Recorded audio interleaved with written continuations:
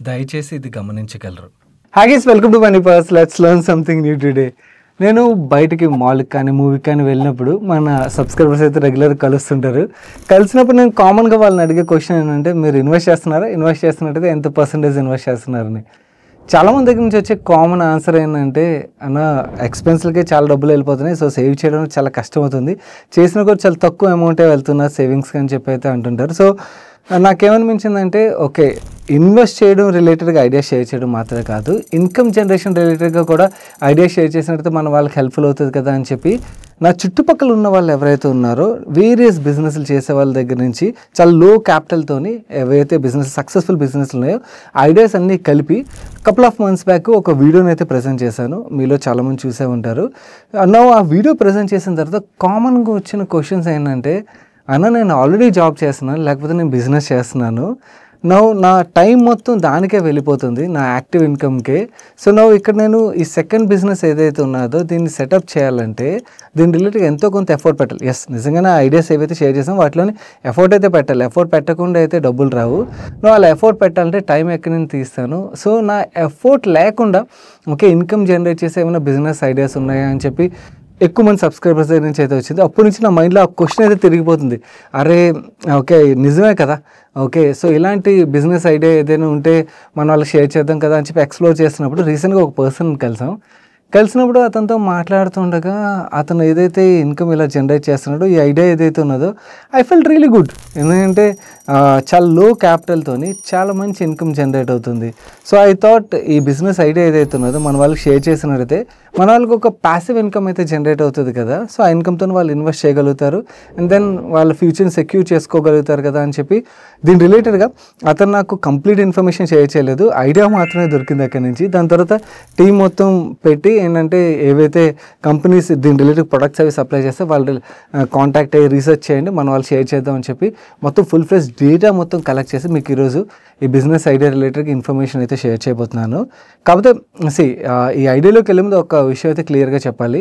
ఈ వీడియో నన్ను చేయమని చెప్పి ఎవరూ చెప్పలేదు, ఓకే. అండ్ సెకండ్ థింగ్, ఈరోజు ఏవైతే కంపెనీస్ గురించి మాట్లాడబోతున్నా ఆ కంపెనీస్కి మన టీంకి నాకు కానీ ఎటువంటి సంబంధం లేదు, అసలు కమర్షియల్ రిలేషన్ కానీ అసలు ఏం సంబంధం లేదు. ఓన్లీ ఇక్కడ ఉన్న స్వార్థం ఏంటంటే, ఓకే మన వాళ్ళకి చెప్పినట్టయితే ఓకే ఎంతో కొంత హెల్ప్ఫుల్ అవుతుంది, ఎవరికైనా హెల్ప్ఫుల్ అయింది అనుకోండి ఎవరో ఒకరు బాగుపడతారు కదా, అంతే, అంతకుమించి ఇంకేం లేదు. So just want to clarify this disclaimer. ఎందుకంటే కొంతమంది ఉంటారు ప్రతి దాంట్లోని ఏదో ఒకటి వెతుకుతుంటారు, సో అందుకని క్లారిటీ ఇచ్చేస్తే బాగుంటుంది కదా ముందుగానే చెప్పేస్తున్నాను. సో ఈ బిజినెస్ ఐడియా రిలేటెడ్గా మొత్తం ఆపర్చునిటీ గురించి అండ్ ఎంత క్యాపిటల్ మనం పెట్టాలి, ఎంత రెవెన్యూ రావచ్చు, అండ్ అలాగే ఈ బిజినెస్ రిలేటెడ్గా రిస్క్లు ఏమున్నాయి, ఓకే రిస్క్లు తెలుసుకోవడం కూడా చాలా ఇంపార్టెంట్. ఇవన్నీ కూడా క్లియర్గా ఎక్స్ప్లెయిన్ చేస్తాను. వీడియోని చివరి వరకు చూడండి.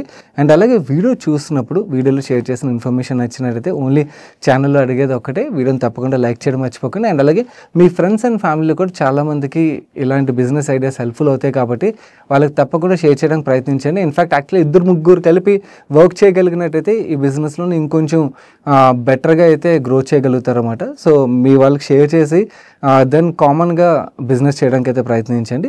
Let's deep dive into this business idea now.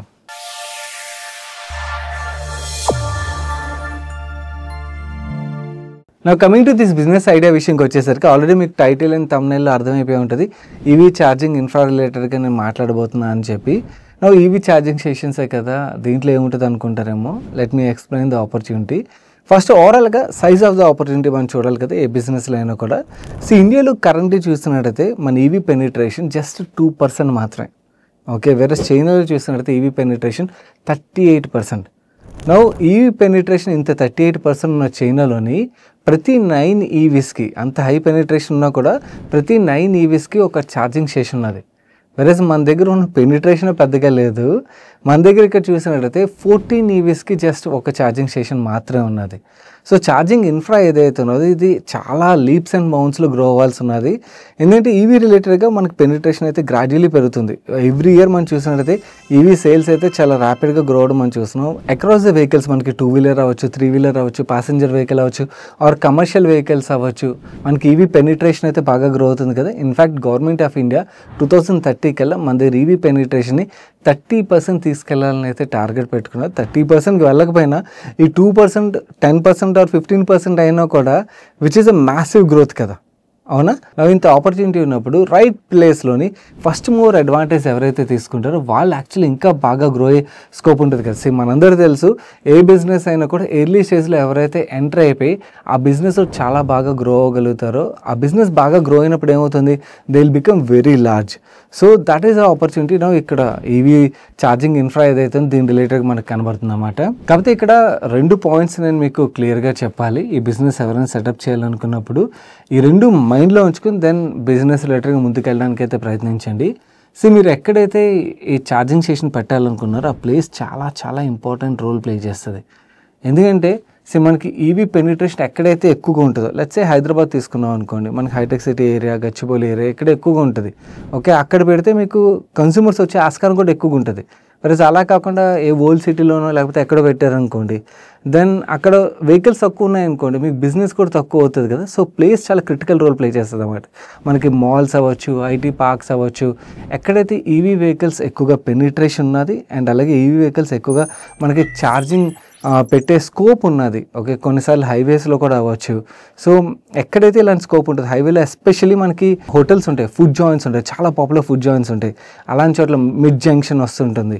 So అలాంటి చోట అవ్వచ్చు, అక్కడ ఏంటంటే మీకు బిజినెస్ బాగా ఎక్కువ అయ్యే ఆస్కారం ఉంటుంది. సో ప్లేస్ చాలా క్రిటికల్ రోల్ ప్లే చేస్తుంది, గుర్తుంచుకోండి. సెకండ్ థింగ్, మీరు ఎవరితో అయితే పార్ట్నర్ అవుతారో, ఓకే, ఆ కంపెనీ ఏదైతే ఉందో ఆ కంపెనీ కూడా చాలా ఇంపార్టెంట్ రోల్ ప్లే చేస్తుంది. ఎందుకంటే ఈవీ ఛార్జింగ్ ఇన్ఫ్రా ప్రొవైడ్ చేసే కంపెనీ యొక్క యాప్ ఏదైతే ఉంటుందో, యాప్ ఎక్కువ మంది కన్స్యూమర్స్ డౌన్లోడ్ చేసుకుని ఉండాలి. ఎందుకంటే వాళ్ళు ఎక్కువగా డౌన్లోడ్ చేసుకుని వాళ్ళు యూజ్ చేస్తున్నారు అనుకోండి, అప్పుడు మీ స్టేషన్ కూడా వచ్చే ఆస్కారం ఎక్కువ ఉంటుంది. అదే చాలా తక్కువ మంది కన్స్యూమర్స్ ఆ యాప్ డౌన్లోడ్ చేస్తున్నారు అనుకోండి, దెన్ మీ దగ్గరికి ఆ వాల్యూమ్ వచ్చే ఆస్కారం తక్కువగా ఉంటుంది కదా. సో పార్ట్నర్ కూడా క్రిటికల్ రోల్ ప్లే చేస్తాడు. సో ఎవరితో పడితే వాళ్ళతో పార్ట్నర్ అవ్వద్దు, ఎవరైతే బాగా పాపులర్ ఉంటారో వాళ్ళతోనే పార్ట్నర్ అవ్వడానికి అయితే ప్రయత్నించండి. Now the most important part of the video, EV charging infra provide చేసే కంపెనీస్ ఏ ఉన్నాయి అండ్ వాళ్ళు యాక్చువల్లీ మనకి రెవెన్యూ షేరింగ్ ఎలా చేస్తారు, ఈ డీటెయిల్స్ రిలేటెడ్గా యాక్చువల్లీ టీమ్ మొత్తం మనకి చాలా కంపెనీస్ ఉన్నాయి. అందరినీ అప్రోచ్ అయ్యాం, అందరినీ ఫాలోఅప్ చేసాము. చాలా రోజుల నుంచి ఫాలోఅప్ చేస్తుంటే కొన్ని కంపెనీస్ అయితే డీటెయిల్గా ఇన్ఫర్మేషన్ ప్రొవైడ్ చేశారు, కొందరు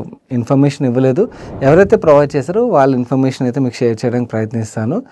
ఆ ఇన్ఫర్మేషన్లోకి వెళ్ళే ముందు 2 విషయాలు అయితే చెప్పాలి. ఇక్కడ మాకు మొత్తం అర్థమైంది ఏంటంటే, అన్ని కంపెనీస్ 2 టైప్స్ ఆఫ్ బిజినెస్ మోడల్లో మనకి ఆ ఫ్రాంచైజెస్ అయితే ఇస్తున్నాయి. ఒకటి కంపెనీ ఓన్డ్, కంపెనీ ఆపరేటెడ్. అంటే మీరు ఆ కంపెనీకి ఒక ల్యాండ్ చూపించాలి, ఆ కంపెనీ అక్కడ ఫీల్ అవ్వాలి, ఓకే నేను ఇక్కడ ఛార్జింగ్ స్టేషన్ పెట్టినట్టయితే బిజినెస్ బాగా అవుతుందని చెప్పి వాళ్ళు బిలీవ్ చేయాలి. వాళ్ళు బిలీవ్ చేశారనుకోండి, దెన్ ఆ ల్యాండ్లోని వాళ్ళు ఛార్జింగ్ స్టేషన్ మొత్తం దానికి అయ్యే కాస్ట్ అంతా కూడా వాళ్ళే బేర్ చేసుకుంటారు అండ్ వాళ్ళే ఆపరేట్ చేస్తారు. ఆపరేషన్ అంటే ఇక్కడ పెద్ద ఏం ఉండదు, ఎందుకంటే మన పెట్రోల్ బంక్ అనుకోండి, మ్యాన్ పవర్ వాళ్ళందరూ ఫిల్ చేయడానికి అది కావాలి. బట్ ఛార్జింగ్ స్టేషన్ దగ్గర అదేం ఉండదు కదా. ఎవరైతే కార్ ఓనర్ ఉంటారో తనే ఆ గన్ తీసుకుని ఛార్జింగ్ పెట్టుకుంటాడు, మళ్ళీ తీసి ఆ గన్ ప్లేస్ చేసేస్తాడు. మొత్తం అంతా కూడా బిల్డింగ్ ఇవన్నీ కూడా యాప్లోనే అయిపోతాయి, అవునా. సో ఇక్కడ మ్యాన్ పవర్ రిలేటెడ్ రిక్వైర్మెంట్ కూడా ఉండదు, బట్ వాళ్ళే మొత్తం అంతా ఆపరేషన్ చూసుకుంటారు. ఇనిషియల్ సెటప్ కూడా వాళ్ళే చేస్తారు కాబట్టి మనకి కొంచెం రెవెన్యూ షేర్ చేస్తారు. వేరేస్ అనదర్ బిజినెస్ మోడల్ ఏంటంటే ఫ్రాంచైజీ ఓన్డ్, కంపెనీ ఆపరేటెడ్ అన్నమాట. ఇక్కడ మనం ల్యాండ్ మాత్రమే కాకుండా ఆ ఛార్జింగ్ స్టేషన్ ఏదైతే ఉందో దాని ఒక ఇనిషియల్ కాస్ట్ మనమే పే చేయాల్సి ఉంటుంది అన్నమాట, సెటప్ కాస్ట్ అంతా కూడా. సో ఇది మనం పెడతాం కాబట్టి, క్యాపిటల్ ఇన్వెస్ట్ చేస్తాం కాబట్టి మనకి actually company owned, company operated model కన్నా కూడా ఇక్కడ రెవెన్యూ షేరింగ్ అనేది ఎక్కువగా జరుగుతుంది అన్నమాట. కాకపోతే ఇక్కడ ఇనిషియల్ కాస్టింగ్ కూడా మన పాకెట్ నుంచి అయితే పడుతుంది. So most of the companies ఈ 2 మోడల్స్లోనే వాళ్ళు యాక్చువల్లీ ఫ్రాంచైజెస్ అయితే ఇస్తున్నారు.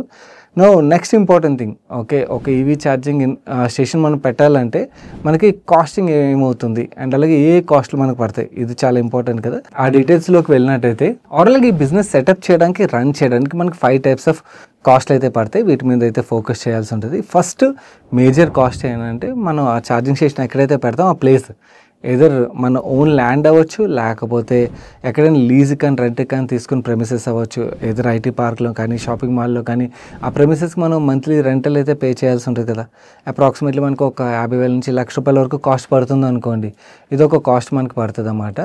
సెకండ్ థింగ్, మనకి మనం ఎక్కడైతే ఈ ఛార్జింగ్ ఇన్ఫ్రాన్స్ సెటప్ చేస్తామో అక్కడ మనకి దానికి సపోర్ట్ చేసే ట్రాన్స్ఫార్మర్ అయితే కావాల్సి ఉంటుంది. ఒకవేళ ట్రాన్స్ఫార్మర్ లేని పక్షంలో ట్రాన్స్ఫార్మర్ అయితే సెటప్ చేయాలి. ఇది ఫ్రాంచైజీ ఓన్, కంపెనీ ఆపరేటర్ కేసులో అన్నమాట. దానికి 2 to 3 lakhs వరకు మనకు కాస్ట్ అయితే పడుతుంది.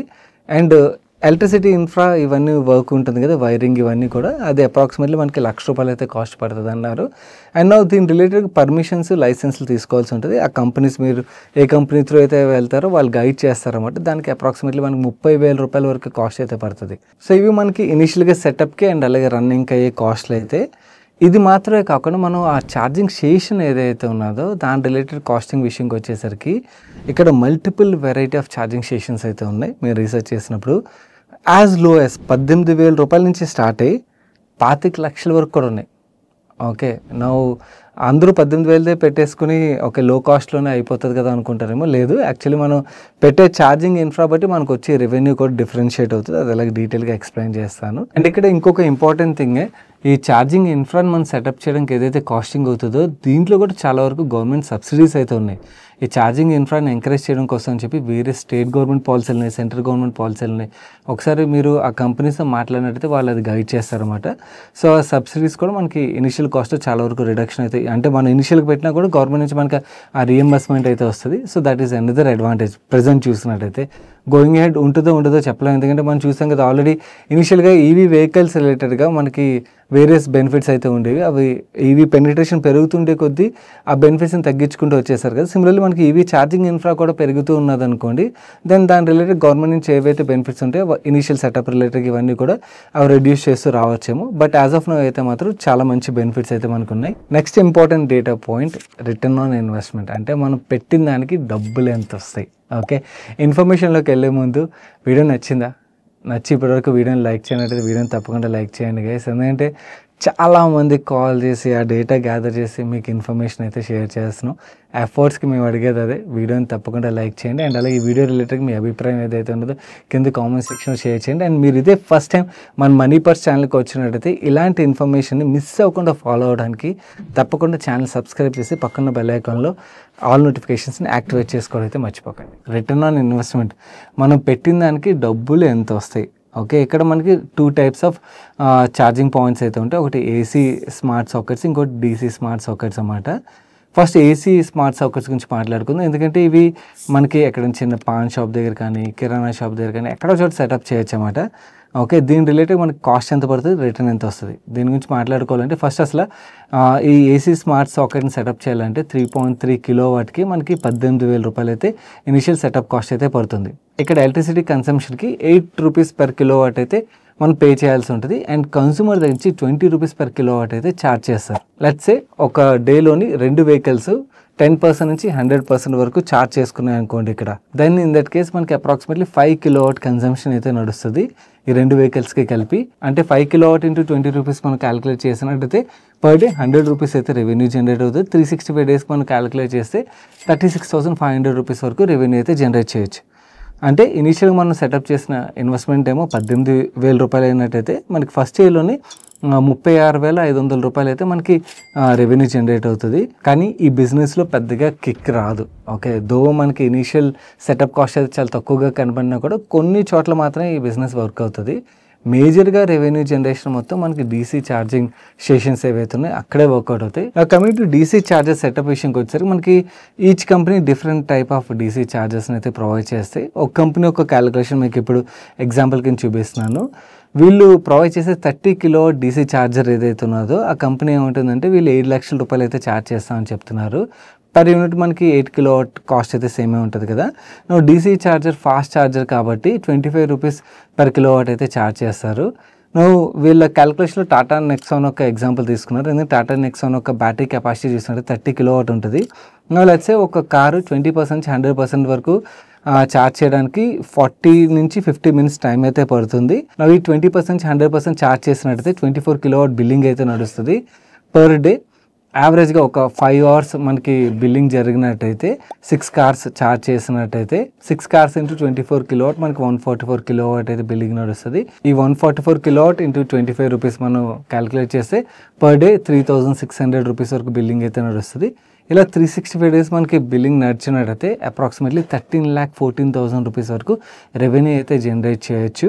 కాకపోతే ఇది ప్లేస్ టు ప్లేస్ వేరీ అవుతుంది. కొన్ని చోట్ల మనకి 8 కార్లు ఛార్జ్ అవ్వచ్చు, కొన్ని చోట్ల తక్కువ అవ్వచ్చు. ఇట్ డిపెండ్స్ ఆన్ మనం ఫస్ట్ బిగినింగ్లో చెప్పాను కదా, ప్లేస్ చాలా ఇంపార్టెంట్ రోల్ ప్లే చేస్తుంది. ఓకే, ఆ ప్లేస్ పర్ఫెక్ట్ అయినట్టయితే డబ్బులు చాలా ఫాస్ట్గా మనం పెట్టిన డబ్బులు అయితే వెనక్కి వచ్చేస్తాయి.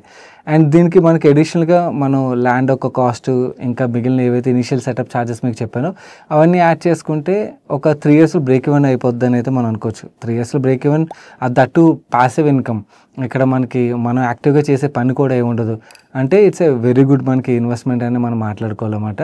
మనం ఈ ఛార్జింగ్ ఇన్ఫ్రా సెటప్ చేయాలంటే మనకి కంపెనీస్ ఏవి ఉన్నాయి అంటే ఆ సర్వీసెస్ ప్రొవైడ్ చేసే కంపెనీస్ ఏవి ఉన్నాయంటే most popular is Tata power.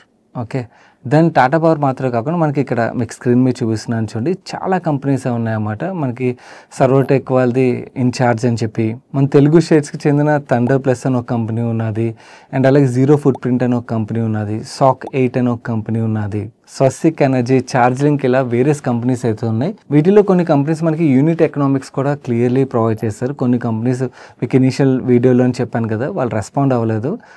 కొన్ని కంపెనీస్ అయితే బాగా డీటెయిల్గా ఇన్ఫర్మేషన్ అయితే షేర్ చేస్తారు. వాళ్ళు షేర్ చేసిన ఇన్ఫర్మేషన్ ఏదైతే ఉన్నదో ఇక్కడ మీకు స్క్రీన్ మీద చూపిస్తాను. ఒకవేళ మీకు ఇవి స్క్రీన్ షాట్స్ కావాలంటే చెప్పండి. ఎక్కువ మందికి ఇంట్రెస్ట్ ఉన్నట్లయితే మన వాట్సాప్ ఛానల్ ఉన్నది కదా, అక్కడ మీకు షేర్ చేస్తాను. అన్నీ కూడా మీరు డౌన్లోడ్ చేసుకుని ఫర్దర్గా రీసెర్చ్ అయితే చేసుకోవచ్చు అన్నమాట. కాకపోతే ఒక విషయం అయితే చెప్దాం అనుకున్నాను. చాలామంది బిజినెస్ అనగానే ఏదో ఇలా పెట్టేస్తే వెంటనే అన్నీ అయిపోతాయేమో అనుకుంటారేమో. No, every business will have certain రిస్క్లు అన్నమాట. నువ్వు ఈ బిజినెస్ విషయంకి వచ్చేసరికి మనకి ఓపెన్ ఏరియాలో పెట్టాం అనుకోండి, మనకి థండర్ స్టార్మ్ జరిగింది అనుకోండి, ఆ టైంలోని ఏదైనా రిస్క్ జరిగే ఆస్కారం ఉన్నది. ఇలాంటి చిన్న చిన్న రిస్కులు ప్రతి బిజినెస్లో ఏవైతే రిస్కులు ఉంటాయి, ఈ బిజినెస్ రిలేటెడ్ కూడా వేరియస్ రిస్కులు అయితే ఉంటాయి. ఆ రిస్క్ని అర్థం చేసుకోవడానికి అయితే ప్రయత్నించండి. రిస్క్ లేకుండా ఏ బిజినెస్ ఉండదు, రిస్క్ లేకుండా ప్రాఫిట్ రాదు. ఆ రిస్క్ని మనం ఎంత ఎఫిషియెంట్గా మిటిగేట్ చేస్తాం అన్న దాని మీద మన ప్రాఫిటబిలిటీ అనేది డిపెండ్ అయి ఉంటుంది. అన్నిటికన్నా ఇంపార్టెంట్ రిస్క్ మిటిగేషన్ థింగ్ ఏంటంటే నాకు బిజినెస్లో కనబడేది మీరు పెట్టే ప్లేస్. ఓకే, ఆ ప్లేస్ మేజర్ రోల్ అయితే ప్లే చేస్తే ప్లేస్ రిలేటెడ్ కొంచెం ఎఫర్ట్ అయితే పెట్టాలి, అండ్ మంచి పార్ట్నర్. ఓకే, ఈ రెండు మీరు మంచి ఎఫర్ట్ పెట్టారనుకోని మోస్ట్ ఆఫ్ ద థింగ్స్ మీకు వర్కౌట్ అయిపోతాయని అయితే క్లియర్లీ కనబడుతుంది. ఇది ఈ బిజినెస్ రిలేటెడ్ మీకు షేర్ చేయాలనుకున్న కంప్లీట్ ఇన్ఫర్మేషన్ గైస్. మీ ఫ్రెండ్స్ అండ్ ఫ్యామిలీకి కూడా చాలా మందికి ఉపయోగపడుతుంది. అండ్ ఇన్ఫ్యాక్ట్ యాక్చువల్లీ ఒకళ్ళు మాత్రమే కాకుండా 2-3 కలిపి మీరు నెగోషియేట్ చేయగలిగారు అనుకోండి ఈ కంపెనీస్తోని, ఇంకొంచెం బెటర్ కమాండ్ అయితే మీకు దొరుకుతుంది కదా. So me friends and family కూడా తప్పకుండా ఈ ఐడియాని అయితే షేర్ చేయడం మర్చిపోకండి, మీ దగ్గర ఉంచుకోవద్దు. అండ్ వీడియో నచ్చి ఇప్పటివరకు లైక్ చేయనట్టయితే వీడియోని లైక్ చేస్తే, ఛానల్కి అయితే ఫస్ట్ టైం వచ్చినట్టయితే ఇలాంటి ఇన్ఫర్మేషన్ రెగ్యులర్గా ఫాలో అవడానికి మన మనీ పర్స్ ఛానల్ సబ్స్క్రైబ్ చేసి పక్కన బెల్ ఐకాన్లో ఆల్ నోటిఫికేషన్స్ అయితే యాక్టివేట్ చేసుకోండి. నేను సాయి కృష్ణ పత్రి మరొక మంచి వీడియోతో మీ ముందుకు వస్తాను. Till then bye, take care.